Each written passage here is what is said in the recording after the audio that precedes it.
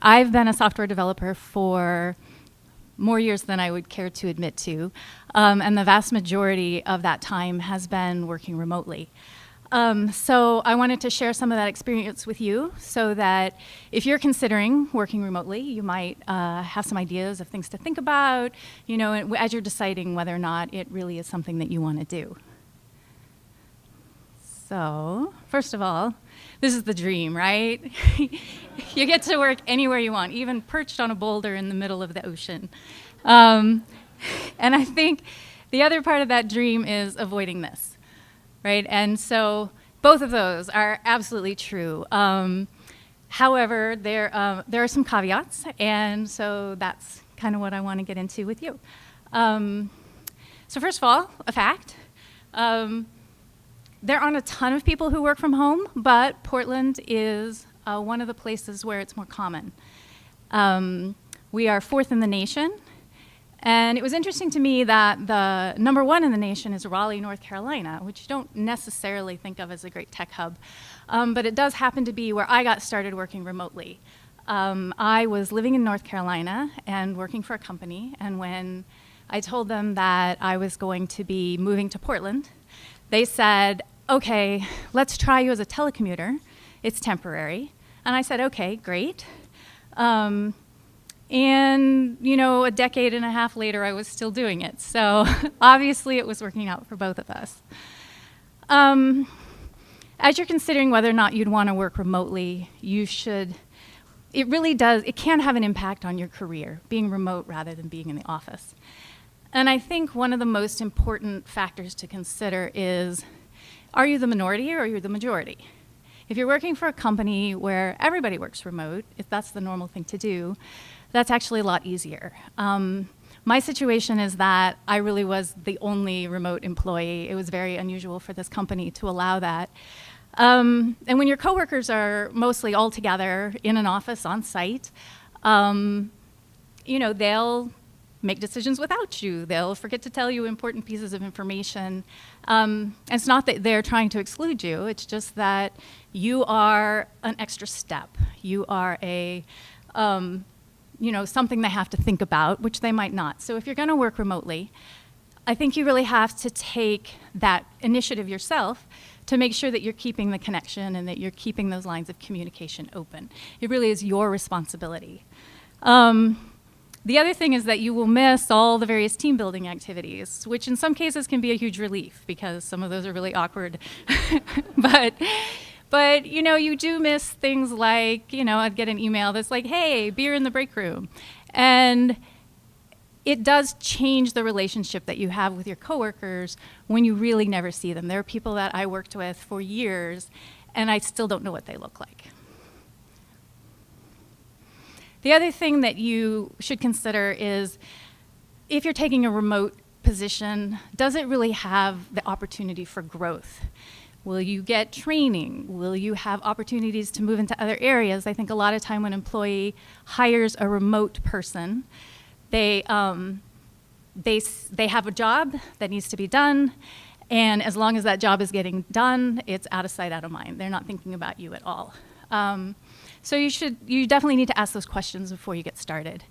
The other thing that you might want to ask is, does your manager have experience working with remote employees? And what's your manager's attitude towards working with remote employees?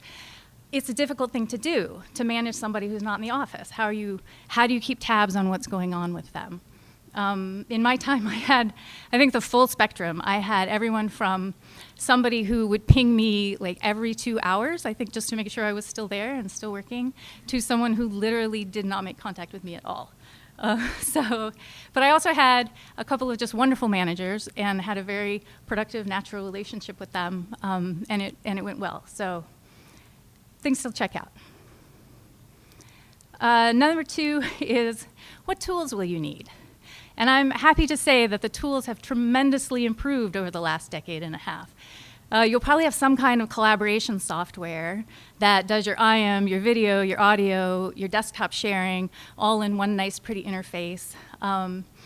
And, you know, 10 years ago, I kind of felt like they almost never worked. And now I feel like they almost never don't work. I've been on calls where I have, as long as everybody has their headset and they're in a reasonably quiet room, you can have 4 people having a very natural conversation, working on the same document, being very productive for a couple hours at a time, and it just feels perfectly fine. Still, however, I don't think the technology exists to have a good conversation with a group of people who are in a conference room together. If you're speakered in, the fact is you're only going to catch half of what they're saying, and they're not going to hear you at all. So, unfortunately, we haven't fixed that yet. In the last slide, I mentioned everybody having a headset, and I know this sounds a little bit silly, but this becomes your lifeline to your company. You need something comfortable. You could easily be in a conference call that lasts 3 or 4 hours as you're meeting with your product team and getting all the requirements for the next release. So you want something that's not wearing a hole in your head or little blisters in your ears. And it might be a good idea to keep a backup on hand, because I was on a conference call once and my cat literally bit through the cord. And I was out of commission until Amazon could get me another set. I think the hardest part of working remotely is keeping focus and discipline on what you're supposed to be doing. This is my current favorite distraction. She likes a lot of attention. And I also have a list here of all the different things that you can be distracted by while you are working remotely. Obviously, you can be distracted in the office as well. But, if you're surfing the web for an hour and a half while you should be working on that, probably somebody in the office is going to notice that, and you are aware of it, and you won't do it. At home, all of that discipline is on you. So there are, various strategies, and there are things that I did to try to manage this better. But really, I think, if you're in this situation, you can just Google, focus working from home, and there's a whole bunch of different solutions that, whatever works for you is what you need to start practicing. I needed my little bubble, and so I kind of built that, and I was very protective about who got to contact me during work hours. But even with that, even if you have a little bubble, then you have to control what your brain is doing and how it's distracting you. The good thing is I feel like it is a muscle. If you exercise it, it does get stronger. So as it went on, I feel like I got better about being able to discipline myself and focus and do what I needed to do. So yeah, the ultimate distraction, and I have a lot of experience with this.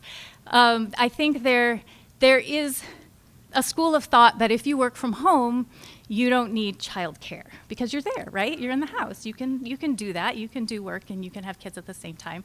And obviously, every family's different. Every parent-child and job combination is different. But my experience was I was a happier person and a better parent when I had childcare hours that approached the number of hours that I had to work. It made a huge difference in how I felt, and you can say, I'm going to work while the kids nap, but you might also want to use that time for showering or something like that. So one little caveat about that is it turns out that you might think that paying for half-time daycare is half the cost of paying for full-time daycare, and that is definitely not true. The math works against you. It's quite a bit more expensive than you would expect. So, the good parts, freedom. Can you really go work on that rock in the ocean and get everything you need to be done there? And to some extent, that depends on you. A lot of developers, myself included, are a little bit high maintenance about what we like to have when we're working. We need to have our big multiple monitors and our ergonomic keyboard and our special stand-up desk and our supports and our mouse. And if that's you, then maybe you'll find that it's more trouble than it's worth to actually get out of your house. Also, you have to consider what you're doing during that time. Do you have impromptu conference calls that you have to be part of? Are you going to be the person in the coffee shop that's talking into your headset all the time? So you kind of have to keep in mind who you are and what your job is, because you definitely don't want to be this person who brings it all.